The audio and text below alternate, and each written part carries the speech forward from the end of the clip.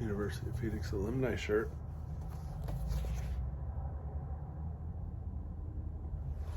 Chapter 10.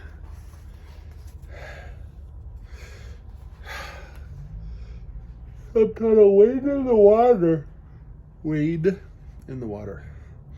New world dash big horizon. Open your eyes and see it's true.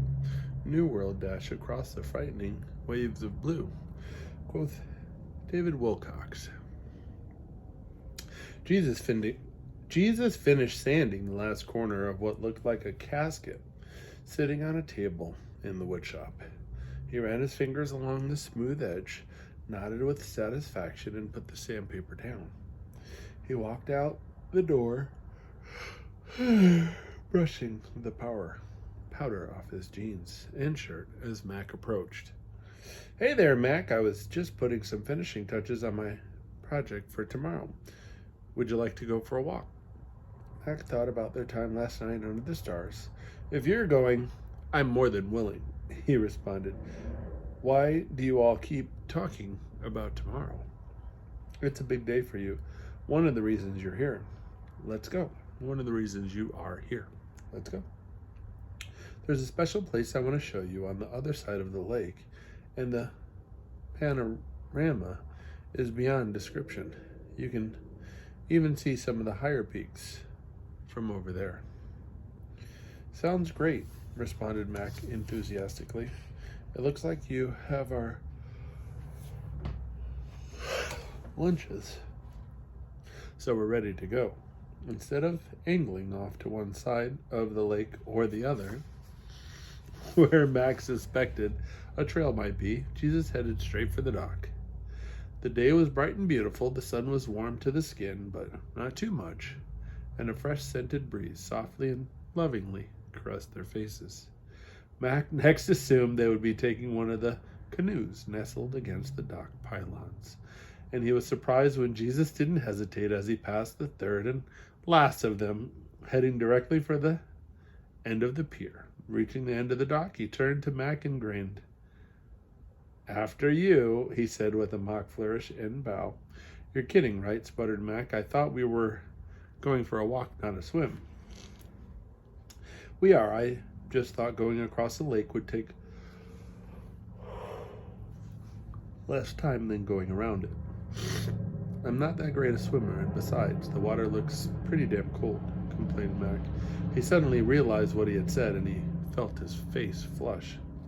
He looked up at Jesus with a frozen grimace on his face, but the other man seemed to be actually enjoying Mac's discomfort.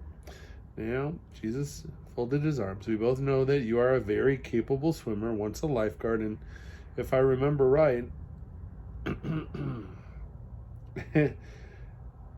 we both know that you are a very capable swimmer, once a lifeguard, if I remember right.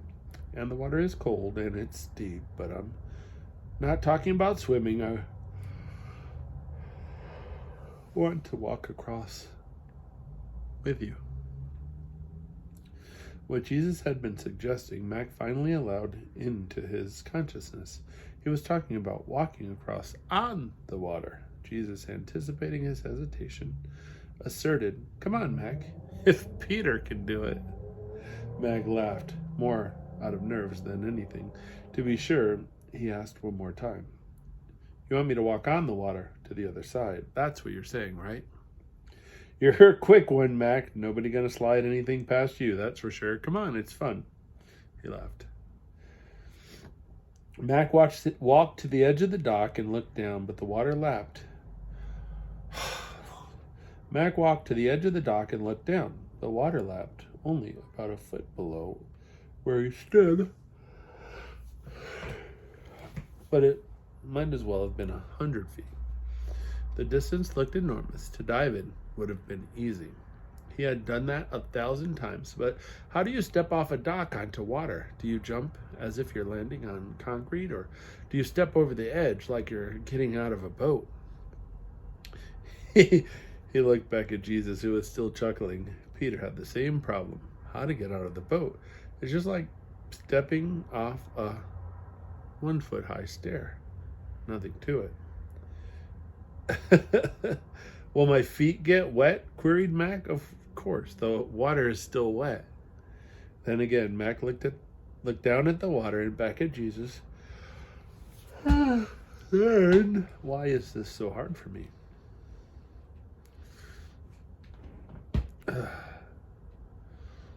Then why is this so hard for me? Tell me what you're afraid of, Mac. Well, let me see. What am I afraid of? Began Mac. Well, I'm afraid of looking like an idiot. I'm afraid that you're making fun of me and that I will sink like a rock. I imagine that exactly. Jesus interrupted. You imagine such a powerful ability, the imagination. That power alone makes you so like us, but without wisdom. Imagination is a cruel taskmaster. If I may prove my case, do you think humans were designed to live in the present, or the past, or the future? Well, said Mac, hesitating, I think the most obvious answer is that we were designed to live in the present. Is that wrong? Jesus chuckled. Relax, Mac. This is not a test. It's a conversation. You are exactly correct, by the way, but now tell me, where do you spend most of your time in your mind, in your imagination? In the present, in the past, or in the future? Mac thought for a moment before answering. I suppose I would have to say that I spend very little time in the present. For me, I have to spend a big piece in the past, but most of the rest of the time I'm trying to figure out the future.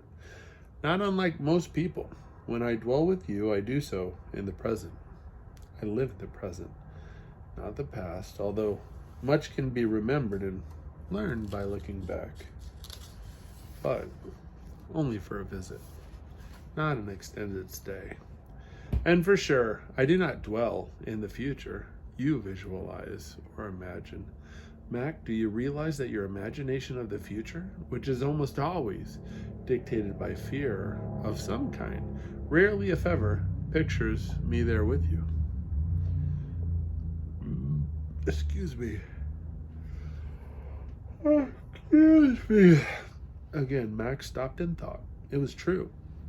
He spent a lot of time fretting and worrying about the future, and in his imaginations it was usually pretty gloomy and depressing, if not outright horrible.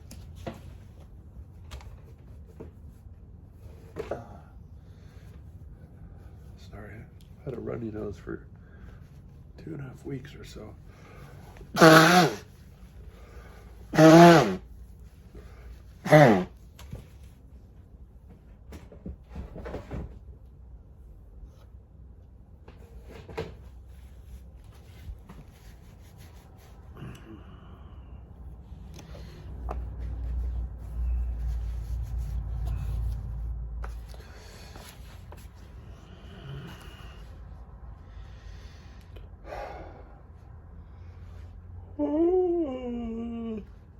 Again, Max stopped and thought it was true. He spent a lot of time fretting and worrying about the future, and in his imaginations, it was usually pretty gloomy and depressing, if not outright horrible.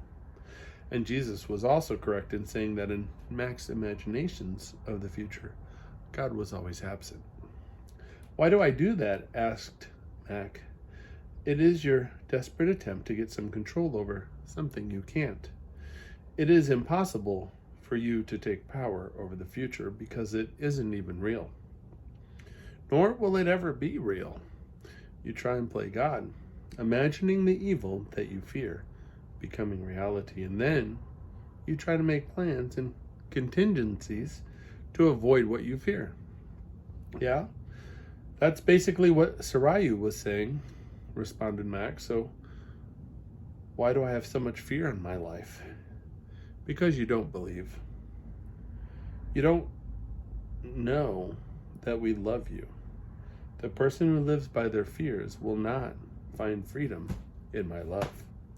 I'm not talking about rational fears regarding legitimate dangers, but imagined fears, and especially the protection of those in the future. To the degree that those fears have a place in your life, you neither believe I am good, nor know deep in your heart that I love you. You sing about it, you talk about it, but you don't know it. Mac looked down once more at the water and breathed a huge sigh of the soul. I have so far to go. Only about a foot, it looks to me, laughed Jesus, placing his hand on Mac's shoulder. It was all he needed, and Mac stepped off the dock. In order to try and see the water as solid and not be deterred by its motion, he looked up at the far shore and held the lunch bags high just in case.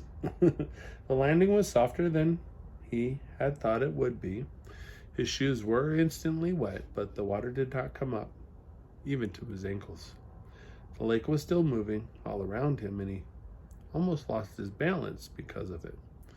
It was strange. Looking down, it seemed that his feet were on something solid, but invisible. He turned to find Jesus standing next to him, holding his own shoes and socks in one hand and smiling. We always take off our shoes and socks before we do this, he laughed. Mac shook his head, laughing as he sat back on the edge of the dock. I think I will anyway. He took them off, wrung out his socks, and then rolled up his pant legs just to be sure. They started off with footwear and lunch bags in hand and walked toward the opposite shore, about a half-mile distant. The water felt cool and refreshing and sent chills up his spine. Walking on the water with Jesus seemed like the most natural way to cross a lake, and Mac was grinning ear to ear, just thinking about what he was doing. He would occasionally look down to see if he could see any lake trout. This is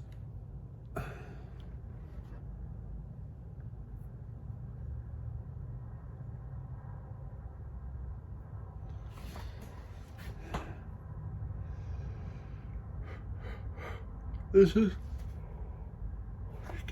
is utterly ridiculous and impossible, he finally exclaimed. Of course, assented Jesus, grinning back at him. They rapidly reached the far shore, and Mac could hear the sound of rushing water, growing louder, but he couldn't see its source. 20 yards from the shore, he stopped.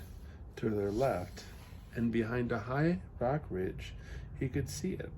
A beautiful waterfall, spilling over a cliff's edge and dropping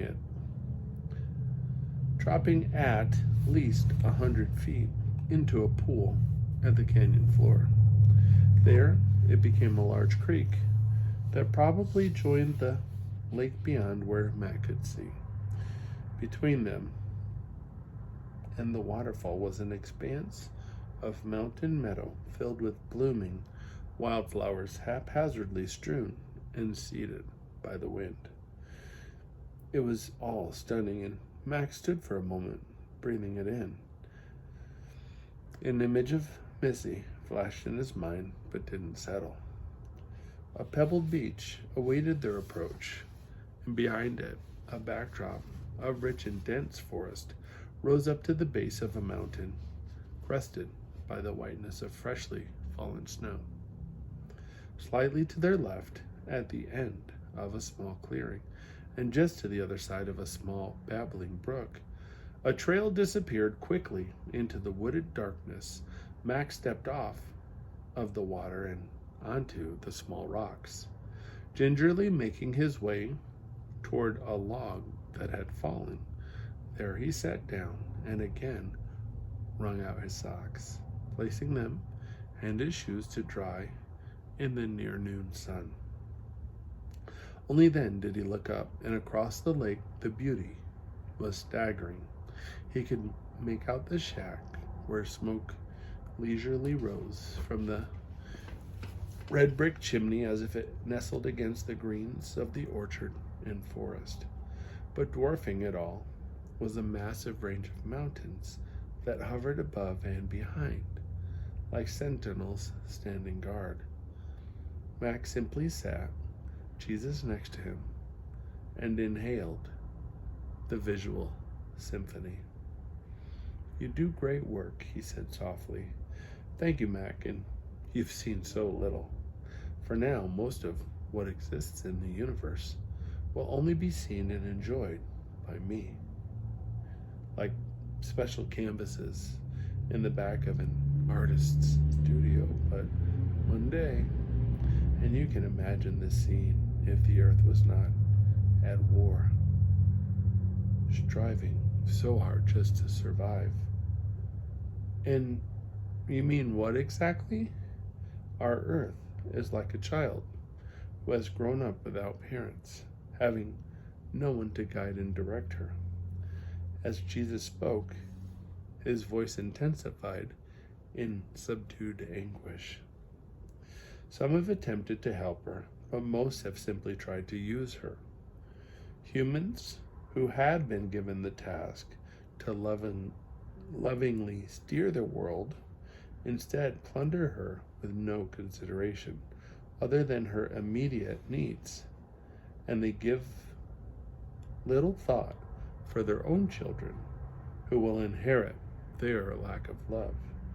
So they use her and abuse her with little consideration. And then, when she shudders or blows her breath, they are offended and raise their fist at God.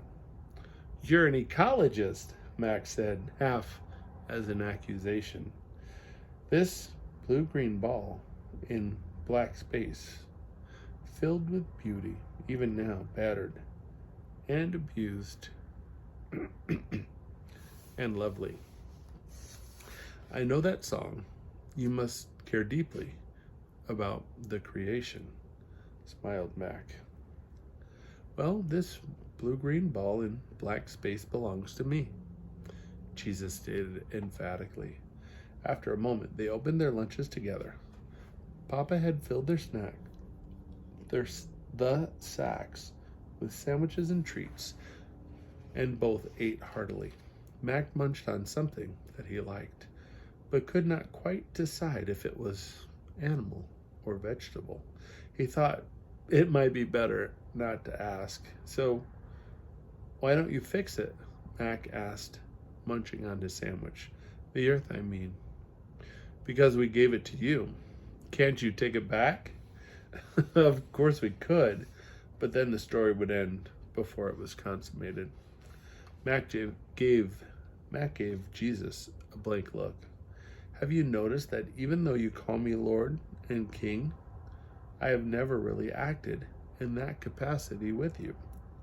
I've never taken control of your choices or forced you to do anything, even when what you were about to do was destructive or hurtful to yourself and others. Mac looked back at the lake before responding.